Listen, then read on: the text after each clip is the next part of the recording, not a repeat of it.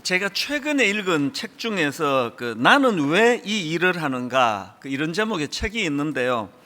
저는 그 책에 나오는 세뮤얼 랭리 교수 이야기가 참 흥미로웠습니다. 이 세뮤얼 랭리 교수가 누군가 하면은 여러분 잘 아시는 그 라이트 형제의 라이벌이었습니다. 라이트 형제 아시잖아요. 세계 최초의 유인 동력 비행기를 만든 그 형제가 라이트 형제인데, 이 랭리 교수는 그때 이제 이 라이트 형제와 함께 이제 경쟁하면서 그 비행기를 만들었던 그런 사람인데요. 사실 이 랭리 교수는 대단한 경력의 사람입니다. 하버드 대학교 교수를 역임했고, 그리고 그 당시 존경받던 고위 관료였기 때문에 주변에 이 랭리 교수를 돕는 유력 인사들이 엄청 많았습니다. 그래서 이제 이 랭리 교수가 비행기를 지금 만들고 있다는 그 소식이 막 이제 소문이 나면서 그 미국 육군성으로부터 당시 돈으로 5만 불이라고 하는 어마어마한 돈을 후원을 받았고요. 또 당대 최고의 드림팀을 만들어 가지고 이 랭리 교수가 지금 추진하고 있는 유인 동력 비행기를 만드는 일을 도왔다고 하는데요. 결과는 다 아시잖아요. 여기에 비해 라이트 형제는 학력으로 보나 경력으로 보나 내세울 게 하나도 없고 주목받을 거리가 하나도 없는 그런 형제였는데, 결과는 다 아시잖아요. 랭리 교수가 이 세계 최초의 그 비행기 유인 동력 비행기를 만든 게 아니라 그 무명의 인물 라이트 형제가 만드는 거잖아요. 이게 어떻게 이런 일이 가능했을까? 그 엄청난 자금력과 수많은 인재들이 모여서 함께 만들었던 랭리 교수 팀은 왜 라이트 형제 이 팀에게 그렇게 질 수밖에 없었는가? 그 책에서 이제 이 질문에 대한 답이 적혀 있는 걸 봤는데 한번 들어보십시오. 랭리 교수에게는 비행기에 대하여 라이트 형제만큼의 열정이 없었습니다. 그보다는 오히려 업적을 찾아 헤맸던 것이죠. 이게 무슨 말인지 아시겠죠? 랭리 교수는 비행기 만드는 자체에 관심이 있고 이런다기보다는 세계 최초의 비행기를 만들어서 돈을 벌고 명성을 누리고 하는 여기에 더 관심이 있었다는 겁니다.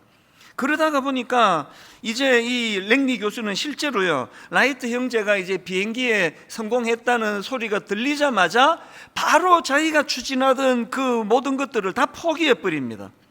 바로 이런 태도가 그 엄청난 여러 가지 조건이 좋았음에도 불구하고 결국은 그 라이트 형제를 이길 수 없었던 원인이었다는 거예요. 제가 그 글을 읽으면서 저는 이제 그 목회하는 목사니까요, 저에게 이런 그 되묻는 질문이 생기더라고요. 지금 내가 열심을 내고 있는 내 목회에 나는 그 동력이 어디에 있는 건가? 하나님이 내게 맡겨주신 사명이기 때문에 이 목회에 전념하는 건가? 내가 목회 잘 해가지고 설교 열심히 준비해서 명성을 얻고 칭찬을 듣고 사람들로부터 인정받고 이런 부분에 내가 관심이 더 쏠려 있는 건 아닌가?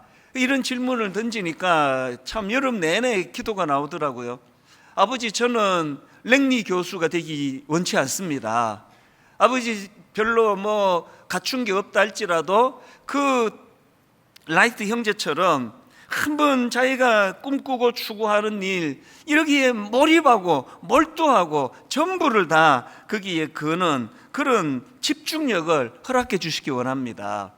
이제 가을 학기가 시작이 되는 이 시점에서 참 저와 여러분 모두가 다 하나님께서 우리에게 원하시는 그 은혜의 길이 무언가, 이 고민이 좀 있는 그런 시간이 됐으면 좋겠습니다. 그런가 하면 그 책에서 또 한 가지 좀 흥미로운 글 하나를 제가 더 읽었는데요. 그 지평설이라고, 옛날 사람들은 지구가 평평하다고 믿었지 않습니까?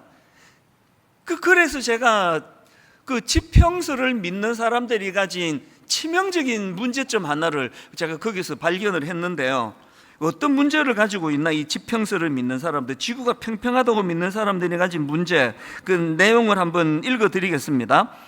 대다수의 사람들이 지구가 평평하다고 믿었던 것은 그리 오래전의 일이 아니다. 이제 그 다음이 중요합니다. 이 잘못된 추정은 행동에 영향을 미쳤다. 당시에는 여행은 물론 탐험 활동도 거의 전무했다. 사람들은 지나치게 멀리까지 항해하면 지구의 모서리를 만나 추락하게 될 거라는 두려움을 품고 있었다. 그 결과 거의 움직이지 않고 태어난 곳에 머물며 평생을 보내는 삶이 이게 진리다, 이렇게 생각하고 살았다는 거예요. 무슨 말인지 아시겠죠? 이 지구가 평평하다고 생각하니까 도전하기가 어려운 거예요. 내가 조금만 멀리 가다가 툭 떨어져 죽으면 어떡하나. 그래서 어떤 도전도 하지 않는 겁니다. 모험도 없고 탐험도 없고. 제가 그 글을 보면서 우리 하나님은 지구를 그렇게 만드신 하나님 아니에요. 뭐 조금만 도전하면 뭐 꺼져 죽어버리고, 하나님은 지구를 그렇게 만들지 않으셨어요. 끝까지 달려갈 수 있도록, 끝까지 달려가도 갑자기 뭐 툭 꺼지고 뭐 이런 일이 일어나지 않도록 만드셨는데, 그러다가 보니까 저 자신에 대해서, 그럼 우리는 그 지평서를 믿는 것도 아닌데 왜 이렇게 끝간데 없이 도전하고 달려가고 꿈꾸고 왜 이런 일이 왜 우리는 안 되는 건가? 이번 여름에 제가 그 어머니 뵈러 미국을 방문했다가 이제 남가주 지역을 이제 방문하고 한국으로 돌아왔거든요. 거기서 제가 너무너무 아름다운 추억 하나를 만들었습니다. 지금도 그때를 생각하면은 참 마음이 뜨거워져요. 이제 남가주 지역은 이제 그 태평양 바다를 이제 끼고 있지 않습니까? 그래서 이제 거기에도 이제 유명한 비치가 참 많은데요. 한 번은 이제 어느 비치를 갔는데 굉장히 독특한 게요. 그 인공다리라고 그러나요? 이거를 이제 이렇게 바다 안으로 인공다리를 만들었는데 엄청 길게 만들었더라고요. 그래서 뭐 한참을 이제 그 인공다리 끝에 가서 보니까 꼭 제가 그 바다 한가운데 떠 있는 느낌이에요. 그렇게 인공다리를 만든 거기에 제가 서 있는데 막 그날 제 막 가슴이 격동하는 거예요. 인공다리를 만들어 서 있다 보니까 그 시야에 방해되는 게 하나도 없고 그야말로 뭐 제 시야 전체가 바다예요. 그리고 막 수평선이 끝없이 펼쳐져 있는데 그날 제 마음이 너무너무 뜨거워진 거예요. 이 끝없이 펼쳐진 그 수평선을 바라보면서, 그리고 하늘과 바다가 맞닿은 그 지점이 너무 신비롭게 그날 느껴지는 겁니다. 그 마음의 뜨거움을 가지고 제가 이렇게 마음으로 선포했습니다. 하나님, 한번 끝간데 없이 달려가기를 원합니다. 거침없이 달려가기 원합니다. 그저 그 찰싹찰싹거리는 그 파도에 발 하나 담그고 또 발 하나는 또 땅에다 딛고, 파도가 좀 치면 여차하면 그냥 도망갈 생각하고 서 있는 이런 인생이 아니라 한번 주님 은혜를 가지고 한번 달려가기를 원합니다. 하나님, 세월이 너무 빠릅니다. 제 나이가 그것을 증명해 주고 있는데, 하나님, 내 남은 생애에 한번 모든 걸 한번 다 쏟아부어서 달려가기를 원합니다. 그렇게 제가 너무 가슴이 뜨거웠던 그 어느 순간이요, 몇 주가 지났는데도 그때를 생각하면 마음이 너무 저는 좋아요. 이제 2학기를 앞두고 있는 이 시점에서 하나님께서 저를 격동시켰던 그 말씀들을 오늘 좀 나누고 싶은데요, 저는 여러분이 스스로를 제한하지 아니하고 난 안 돼, 잘못 가다가는 그냥 뚝 떨어져 죽어, 나는 지평서를 믿어, 이런 우리의 연약함이 다 성령의 은혜로 다 씻겨져 나가고, 우리 한번, 그래서 설교 제목을 그렇게 정했지 않습니까? 한번 제한 없이 거침없이 한번 달려가는 그런 인생이 되기를 원한다, 이런 생각을 하면서 오늘 본문 말씀을 저는 참 많이 묵상을 했습니다. 사도 바울의 진면목을 볼 수 있는 말씀이라 생각하는데요, 자, 사도행전 20장 22절부터 24절 본문 말씀입니다. 보라, 이제 나는 성령에 매여 예루살렘으로 가는데 거기서 무슨 일을 당하는지 알지 못하노라. 오직 성령이 각성에서 내게 증언하여 결박과 환난이 나를 기다린다 하시나, 내가 달려갈 길과 주 예수께 받은 사명 곧 하나님의 은혜의 복음을 증언하는 일을 마치려 하면은 나의 생명조차 조금도 귀한 것으로 여기지 아니하노라. 그야말로 오늘 설교 제목 그대로예요. 사도 바울은 거침없이 하나님의 사명을 따라 목표를 향하여 달려갔던 인물인데요, 사실은 그런 사도 바울이 가고자 했던 그 길은 엄청난 위험이 도사리고 있던 상황이었습니다.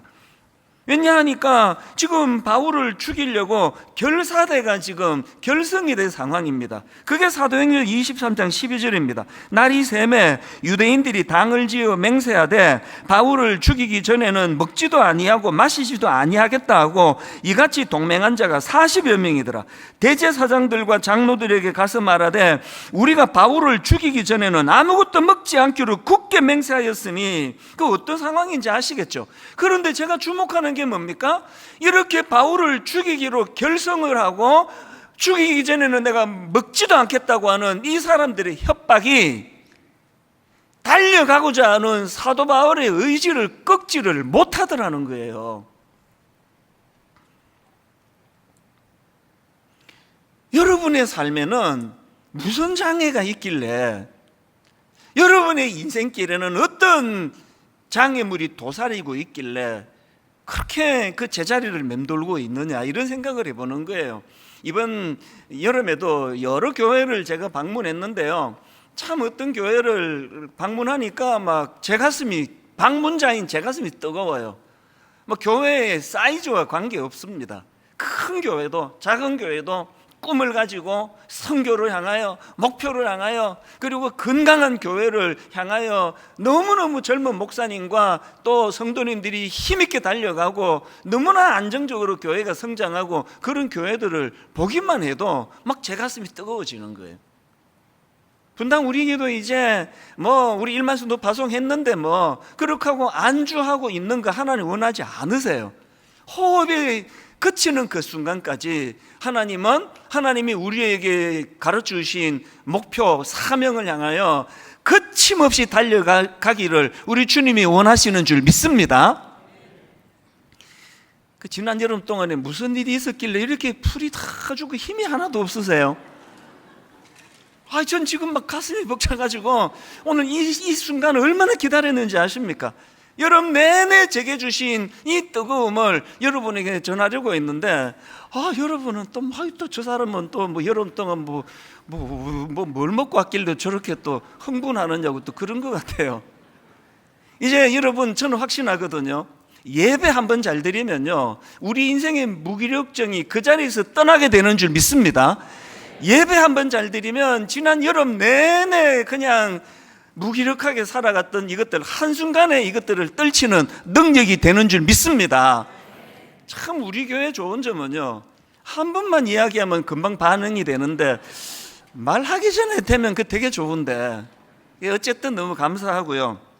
그래서 저는 오늘 저와 여러분 모두가 다 사도 바울처럼 어떤 난관과 장애물에도 굴하지 않는 거침없이 인생의 목표를 향해 달려가기를 원하는데요, 그런 인생이 되기 위해서 두 가지 꼭 기억해야 될 구비 조건이 있다는 걸 말씀을 드리고 싶습니다. 여러분, 거침없이 달려가는 인생이 되기 원하십니까? 무엇보다 먼저 첫째, 하나님의 인도하심으로 인한 확신을 받아야 돼요. 지금 내가 동쪽으로 가는 게 내 인생에 이게 옳은 길이다, 아니야 서쪽이다, 이거 없이 막 달리면 어떡하겠습니까? 막 가다가 이 길 아니네, 막 가다가 이 길도 아니네, 그거 아닙니다. 달리기 전에 먼저 하나님의 인도하심으로 인한 확신을 받아야 돼. 나는 여기에 한번 내 인생을 걸어도 좋겠다. 여러분, 그런 거 있습니까? 저는 이번 여름 내내 오늘 본문에 나오는 이 한 구절을 계속 묵상하고 되뇌었는데요, 그게 23절에 나옵니다. 그런데 22절부터 세 번역으로 보십시오. 바울이 이렇게 얘기합니다. 보십시오. 이제 나는 성령에 매여서 예루살렘으로 가는 길입니다. 거기서 무슨 일이 내게 닥칠지 나는 모릅니다. 그 다음 23절. 다만 내가 아는 것은 성령이 내게 일러주시는 것뿐인데 어느 도시에서든지 투옥과 환란이 나를 기다리고 있다는 것입니다. 이게 멋진 게 뭐예요? 바울은요, 편한 길을 자기 목표라 그러지 않았습니다. 안주하는 길을 목표라 그러지 않았습니다. 그 길이 분명 위험한 길인데 그 길은 분명 자기 목숨을 노리는 사람들이 버티고 있는 길인데 성령께서 그 길이 네가 가야 되는 길이라고 인도해 주셨기 때문에 확신을 가지고 그 길을 가는 겁니다. 안주하면서 살아보시니까 그게 우리에게 행복을 가져다 주던가요? 제가 앞에서 사도행전 23장에서 바울이 달려가고자 하는 그 길에 그 바울을 죽이겠다고 결성대를 만드는 40명이 협박하고 있다고 말씀드렸는데요. 그런데 바울은 그거 알면서도 왜 그 길을 거침없이 달려갈 수 있었는지 아십니까? 그 협박하는 결성대가 만들어졌다는 게 사도행전 23장 12절부터 나오는데요. 바로 그 앞에 11절에 놀라운 말씀이 있습니다. 11절, 그날 밤에 주께서 바울 곁에 서서 이르되 담대하라, 내가 예루살렘에서 나의 일을 증언한 것 같이 로마에서도 증언하여야 하리라 하시니라. 어떻게 그 죽이려고 달려드는 사람들 앞에서도 거침없이 달릴 수 있었는지 아시겠죠? 바로 그 앞에서 하나님의 인도하심을 경험한 거예요. 담대해라. 오래 예수 믿으신 여러분, 오래 예수 믿어서 소용 있는 게 없습니다. 오래 예수 믿었던, 한 달 전에 예수 믿었던, 내가 예수 그리스도를 영접하고 난 다음에 내 인생에 하나님의 인도하심을 좀 맛봐야 되는 거 아닙니까? 하나님의 인도하심, 날마다 불안하고 날마다 두렵고 참 연약한 우리 이 육신을 가지고 살아가는데 주님께서 담대해라. 이 하나님의 인도하심이 없었다면 제가 어떻게 지금까지 목회를 하고 있겠습니까? 벌써 그만뒀을 거예요. 못 견뎠을 거예요. 사랑하는 여러분, 여러분 인생은 한번 장애물 앞에서도 굴하지 않고 거침없이 달려가는 인생 되시기를 바랍니다. 그러기 위하여 선행 조건이 하나님의 인도하심을 받는 거예요. 제가 지난번에 시편 119편 105절 말씀드렸지 않습니까? 주의 말씀은 내 발의 등이요, 여기서 등은 히브리어로 작은 등잔이에요. 그 손으로 가볍게 들 수 있는 작은 등잔이에요. 왜 의미가 있습니까? 막 인생에 막 어마어마한 무엇을 그냥 가르쳐 주셔서 은혜가 아니에요. 그저 한 걸음 한 걸음 내가 걸어가는 그 걸음에 대하여 작은 그 등불로 나를 비춰주시는 인도하심을 맛보면서 사는 그거, 그래서 제가 말씀 묵상을 그렇게 강조하는 거 아닙니까? 예수님이 주신 요한복음 16장 13절의 약속의 말씀 잊으시면 안 됩니다. 그러나 진리의 성령이 오시면 그가 너희를 모든 진리 가운데로 인도하시리니. 진리의 성령님이 오셨잖아요. 그분이 우리를 모든 진리 가운데 인도하실 분이라는 믿음이 있으시잖아요. 그래서 우리 날마다 물어야 돼요. 사도 바울이 그랬던 것처럼 다메섹 도상에서 주여 뉘시오니이까, 주여 무엇을 하오리이까, 자꾸 물어야 됩니다. 하나님, 이 길이 하나님이 원하시는 길입니까? 이 길이 내 인생에 참 아름다운 하나님의 소명이 기다리고 있는, 사명이 기다리고 있는 길입니까? 자꾸 물어야 돼요. 이게 첫 번째 조건입니다. 그런가 하면 두 번째로, 여러분 우리가 거침없이 달려가는 인생이 되기 위하여 그 주님의 인도하심에 대한 확신이 필요한데요, 그런 인도하심으로 인한 확신이 있다면 두 번째 어떻게 해야 되느냐, 그 목표에 대하여 올인해야 돼요. 올인. 제가 올인 이 국어사전을 찾아보니까요, 한 가지 일에 모든 힘을 쏟아 부음, 이 올인은 이게 영어 단어인데 국어 사전에서도 또 풀이를 하더라고요. 굉장히 중요한 단어인가 봐요. 뭐가 올인이라고요? 한 가지 일에 모든 힘을 쏟아 부음. 본문 24절이 바로 그 올인 아닙니까? 내가 달려갈 길과 주 예수께 받은 사명 곧 하나님의 은혜의 복음을 증언하는 일을 마치려 하면은 나의 생명조차 조금 더 귀한 것으로 여기지 아니하노라. 올인. 뭐 모든 분이 다 그러시겠지만요, 저도 제 인생을 돌아보면은 어떤 너무너무 중요한 한 순간이 스냅 사진처럼 저장이 되어 있는 경우가 있습니다. 여러 개가 있는데요, 제 인생에 전환을 준 그 한 사건, 그것이 제 머릿속에 스냅 사진으로 되어 있는데 장소가 놀랍게도 미국 대사관이에요. 그 미국 대사관에서의 제 기억이 내 인생에 전환을 준 몇 사건 중에 하나입니다. 무슨 말인가 하면은 제가 이제 역이민을 하고 한국으로 돌아와서 한국에서 목회를 해야 되겠다 생각하고, 그래서 우리나라에서 이제 신학교를 다녔는데, 부끄럽지만요, 신학교를 졸업한 이후에도 계속 흔들렸습니다. 미국 돌아가고 싶은 거예요. 아, 이거 미국 가버리지 뭐. 어떨 때 이런 일이 일어나느냐? 기분 나쁜 일이 생기면. 그때는 또 이상하게 그 목사님들이 또 전사님들한테 그 커피 심부름을 그렇게 많이 시키대요. 그 신학교 이제 수업 마치고 이제 교회로 가면은 목사님이, 이 전사 커피 한 잔 타다 줘. 그러면 속이 부글부글 하면은, 아이 미국 가버릴까? 내 커피 타러 여기 왔나? 뭐 이런 식이에요. 그래서 제가 어느 날, 이게 보통 문제가 아니죠. 내 평생은 이럴 건가? 계속 뭐 이거 일 좀 안 되면 뭐 미국 가버릴까? 그래서 내가 원인을 찾았습니다. 원흉이 미국 시민권을 아직도 내가 포기하지 않고 있는 거예요. 그래서 제가 이 불씨를 없애야 되겠다 결심하고, 그렇게 이제 역사적인 날이 저에게, 제 광화문 미국 대사관으로 간 겁니다. 그리고는 참 떨리는 목소리로 반납을 했어요. 이제 나 미국 시민권 반납하겠다고. 그까지 이렇게 뭐라고 반납하고 돌아서 오는데 막 그렇게 마음이 허전하고, 도로 돌아가서 받아올까 막 이런 생각도 하고, 참 어리석어요 인간이. 그랬는데 여러분, 저의 목회는요, 그날이 진정한 첫날이에요. 제가 이제 미국 시민권 반납하고 오니까 마음이 비장해지는 거예요. 이제 내가 우리나라에서 내가 적응 못하면 이제 끝장이다. 나는 이제 미국도 못 가고 이거 큰일 난다. 그게 올인이에요, 올인. 여러분, 오늘 우리 그 발걸음이 너무 산만한 거 아닙니까? 막 여기도 흘리고 저기도 흘리고, 그 너무 에너지가 산만한 거 아닙니까?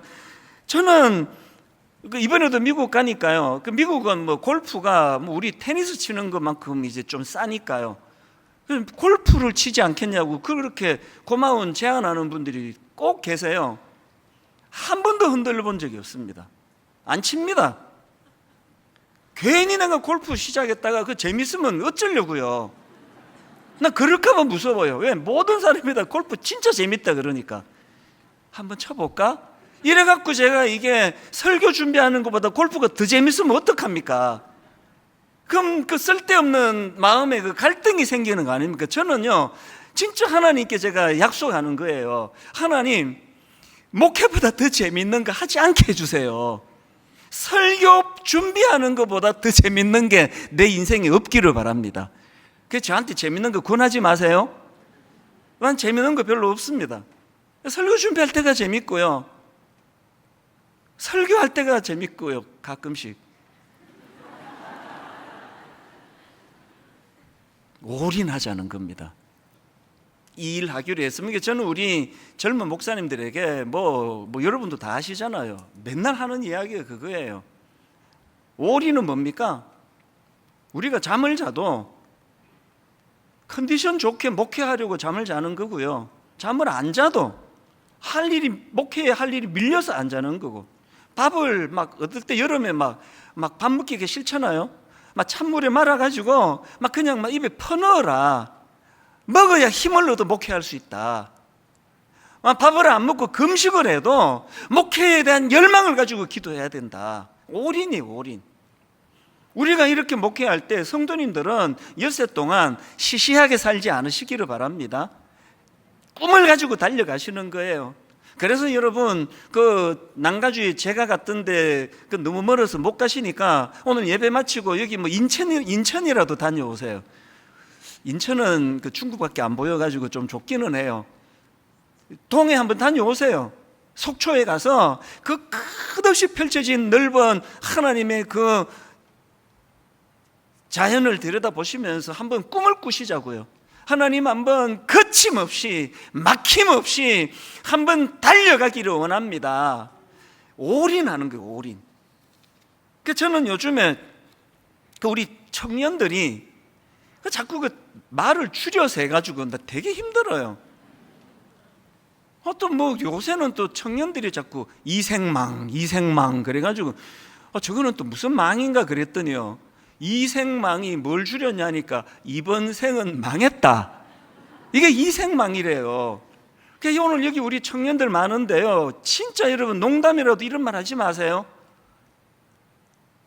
이번 생은 망했고 뭐 그런 거 없습니다. 뭐 다음 생이 없는데 무슨 이번 생이 있습니까? 이번에 망하면 그냥 망하는 거예요. 이 생망 이런 말 하시면 안 됩니다. 뭐 그런 말하는 청년들한테 내 진짜 묻고 싶어요. 진짜 한번 인생에 올인 해보기는 해봤습니까? 한 모든 걸 걸고 달려가 보기는 가봤습니까? 기회 있다고요. 아직 하나님 살아계시잖아요.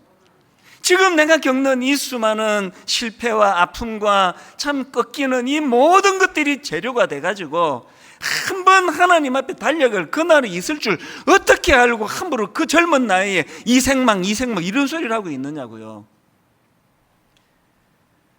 사실 저는 이번 여름에 좀 마음이 좀 비장하기도 하고 아프기도 하고 감사하기도 하고 좀 복잡한 시간을 보냈습니다.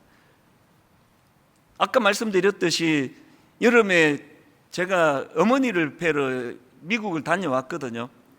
사실 어머니 연세가 이제 98세가 되셨어요. 그래서 이제 우리 미국의 형제들은 참 고마워요. 한국에 목회한 우리 막내 이 목사가 어머니 혹시나 마지막을 못 보고 하나님이 어머니를 불러 가실까 봐 사실 노심초사를 해온 거예요.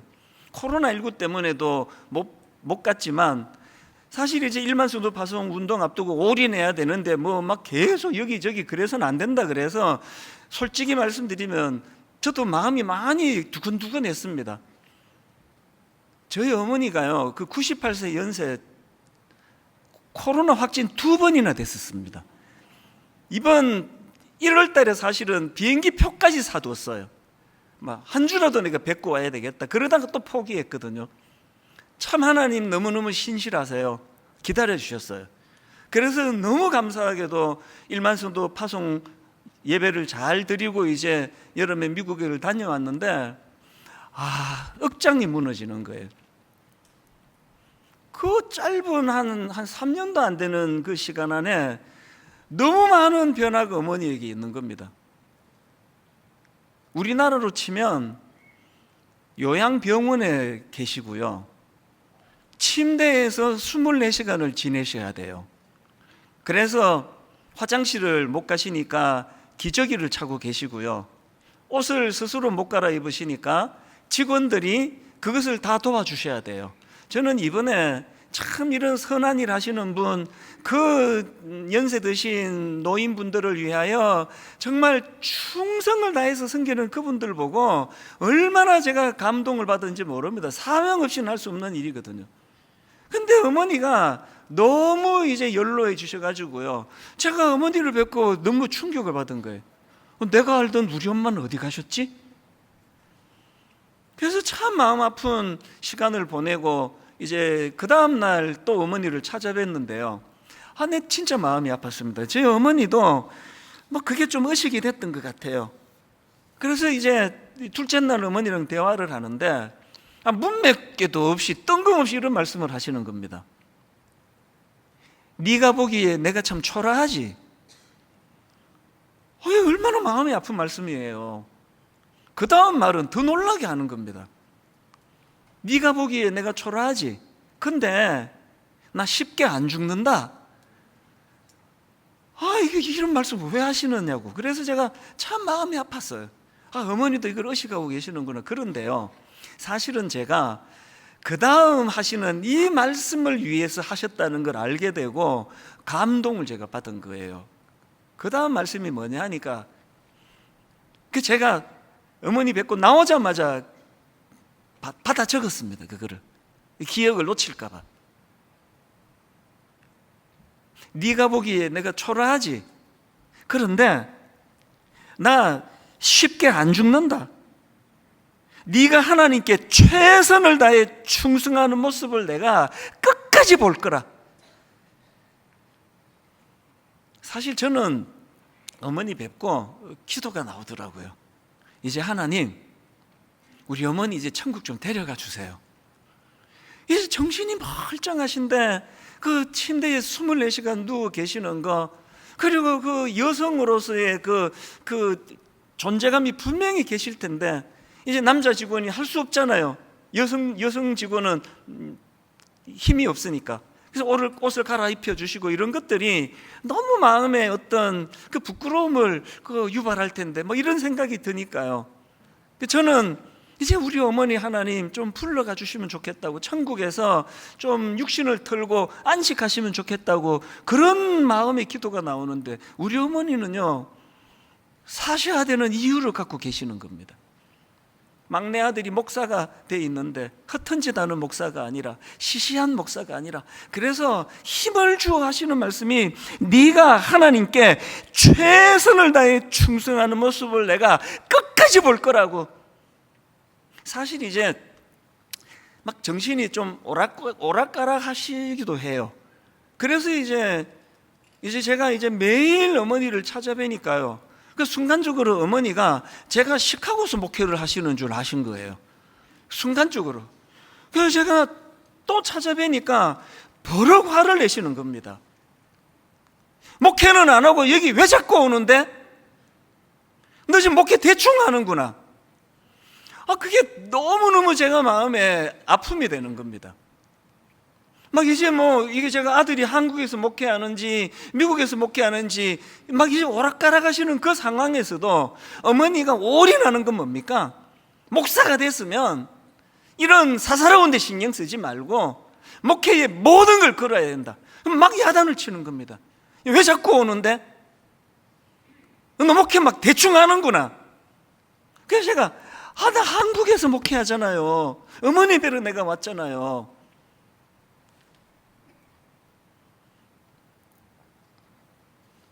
지금 다 힘든 세월 아닙니까? 청년들은 청년이어서 힘들어요. 아버지는 아버지라서 힘들고요, 엄마는 엄마라서 힘들어요. 연세 드신 어른들은 연세 드셔서 힘들어요. 다 힘듭니다.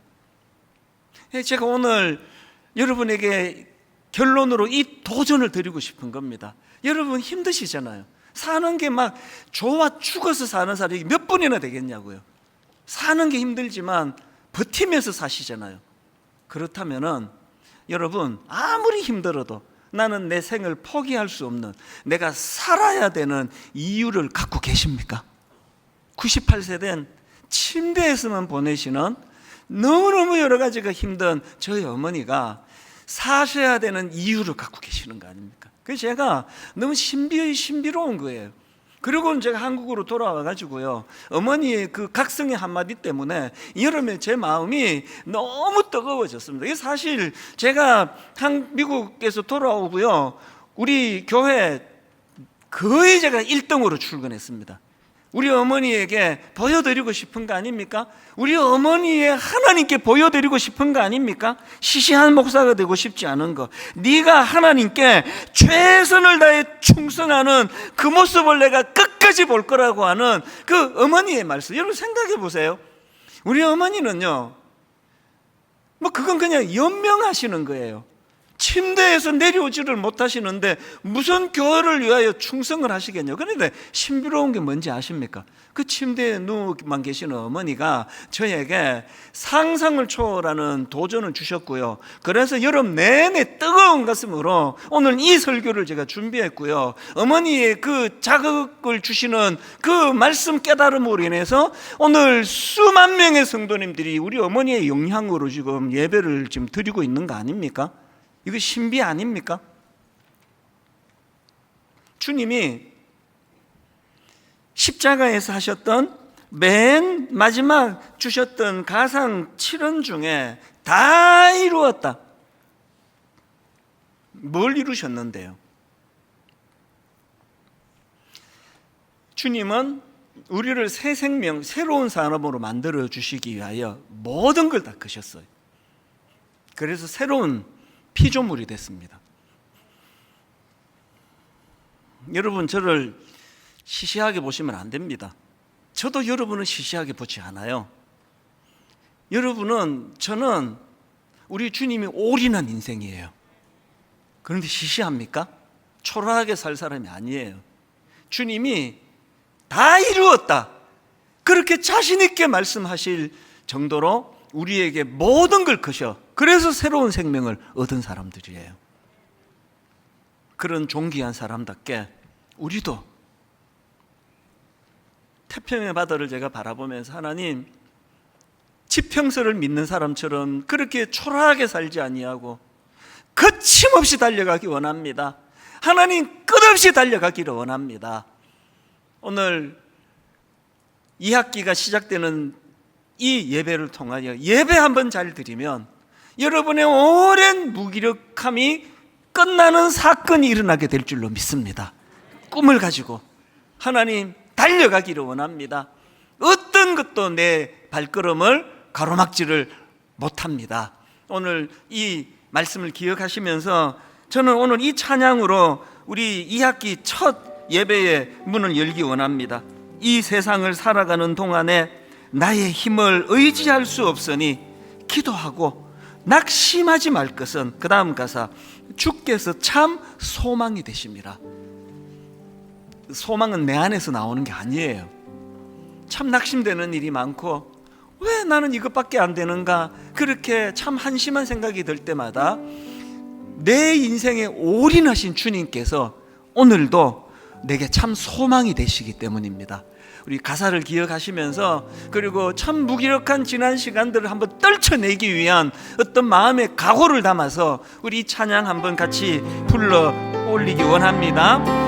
이 세상을 살아가는 동안에, 이 세상을 살아가는 동안에 나의 힘을 의지할 수 없으니 기도하고 낙심하지 말 것은, 주께서 참 소망이 되심이라. 우리 결단하며 다시 한번 이렇게 노래합니다. 이 세상을 살아가는 동안에 참 연약한 우리, 나의 힘을 의지할 수 없으니 낙심이 찾아올 때마다 기도하고 낙심하지 말 것은, 누가 우리 인생의 소망이십니까? 주께서 참 소망이 되심이라. 하나님의 꿈이 나의 비전이 되고, 예수님의 성품이 나의 인격이 되고, 성령님의 권능이 나의 능력이 되기 원하고 바라고 기도합니다.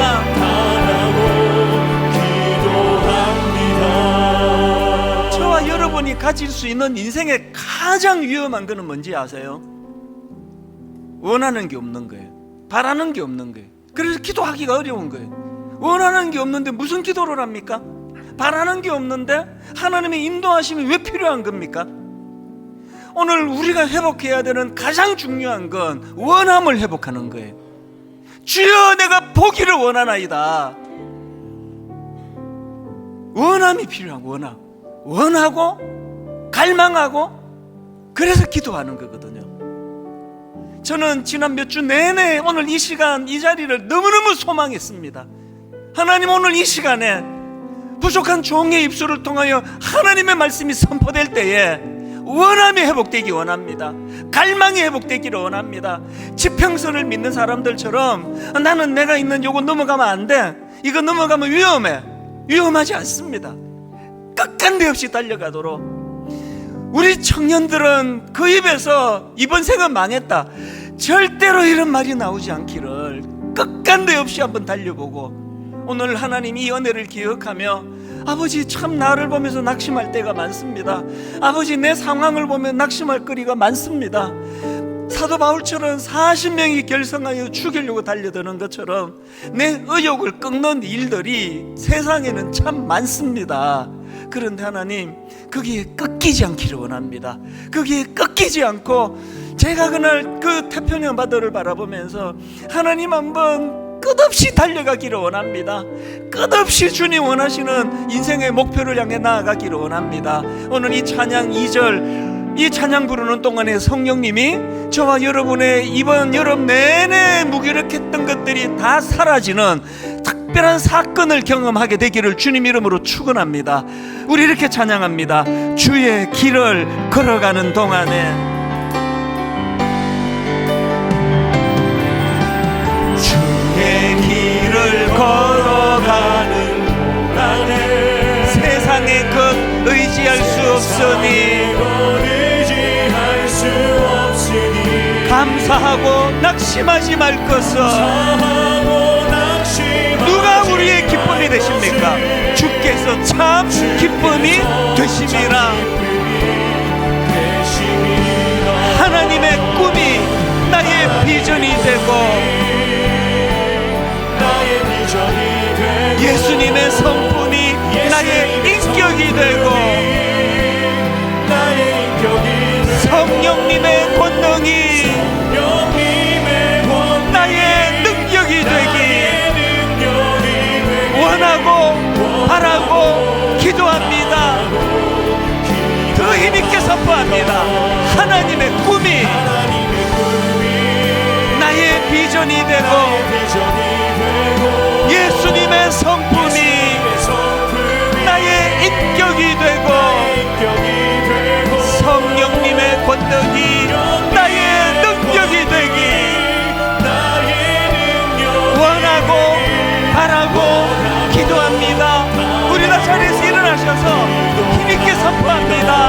하나님의 꿈이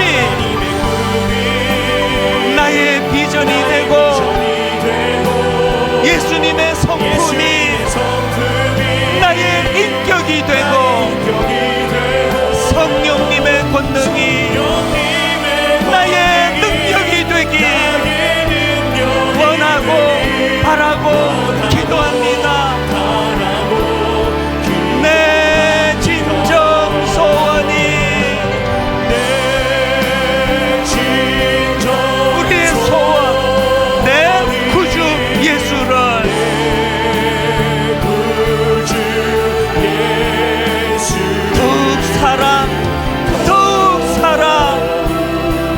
시시하게 살지 않기 원합니다. 시시한 꿈으로 살지 않기를 원합니다. 우리가 가진 소원이 있다면 내 진정 소원이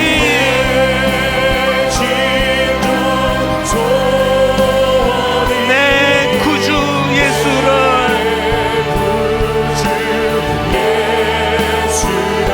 더욱 사랑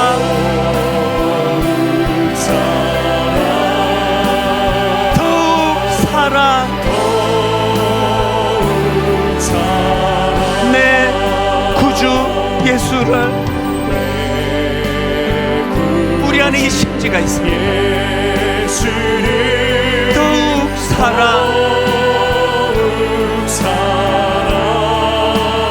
엎드려 비는 말 들으소서. 여러분 주먹의 힘을 쥐고 하나님의 꿈을 가지고 아버지 시시한 인생으로 살지 않기 원합니다. 내 진정 소원이 내 구주 예수를 내 전생애를 통하여 더욱 사랑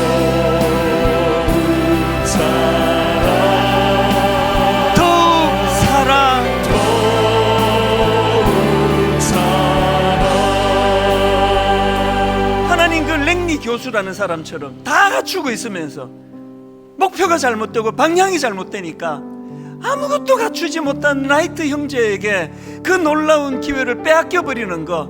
아버지, 우리는 인생 어떻게 살고 있는지 맨날 핑계나 대고 이래서 안 되고 저래서 안 되고 뭐 해봤는데 잘 안 되고 그 지평서를 믿는 사람들처럼 조금만 나가면 위험한 거야.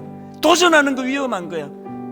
이 모든 것들을 하나님 앞에 회개하면서 하나님 예수 믿는다고 하면서 하나님의 인도하심을 사모하지 못했습니다.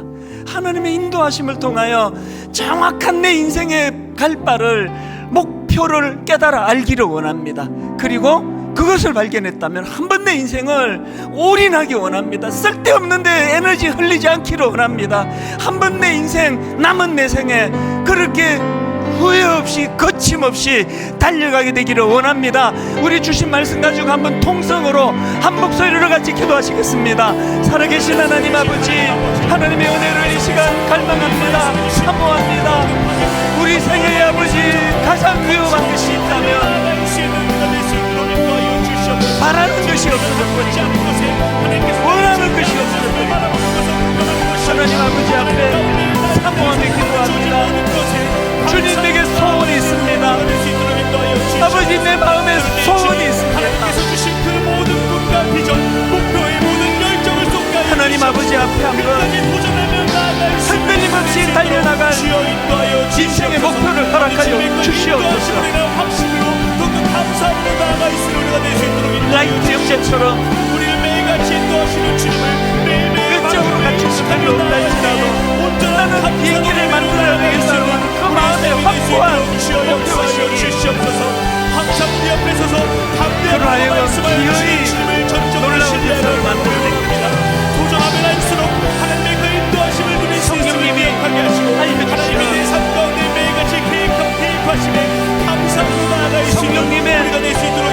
인도해 주심을 경험하며 하나님의 목표를 향하여 달려가기 원합니다. 올인하기 원합니다.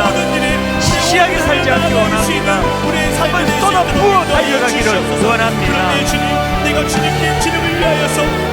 하나님, 그렇게 우리를 인도하여 주시옵소서.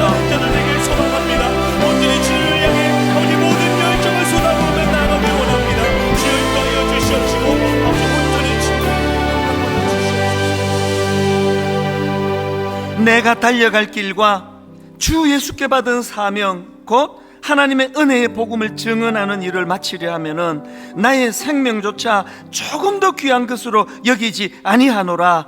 하나님 아버지, 사도 바울은 그렇게 자기의 길을 가로막는 많은 환경과 사람과 또 악한 것들이 그를 가로막고 있었는데, 아버지, 그를 죽이려는 결사대가 그를 위협하고 협박하던 상황이었는데, 그 협박이 바울이 달려가고자 하는 그 걸음을 막지 못했다는 이 사실을 기억하면서 우리는 왜 이렇게 주저앉아 있는 겁니까?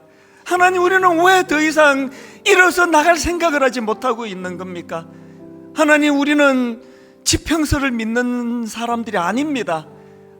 끝간데 없이 달려도 갑자기 뚝 떨어져 죽는 일은 일어나지 않는 걸 우리는 알면서도 그저 익숙한 대로, 그저 편하게 살아오던 대로 그렇게 살아왔던 지난 시간들을 주님 앞에 회개합니다. 종을 불쌍히 여겨주시고 오늘 예배하는 모든 성도님들에게 긍휼을 베풀어 주셔서 지난 오랜 우리들의 무기력을 예배 한 번으로 끊어내는 은혜를 허락하여 주시옵소서.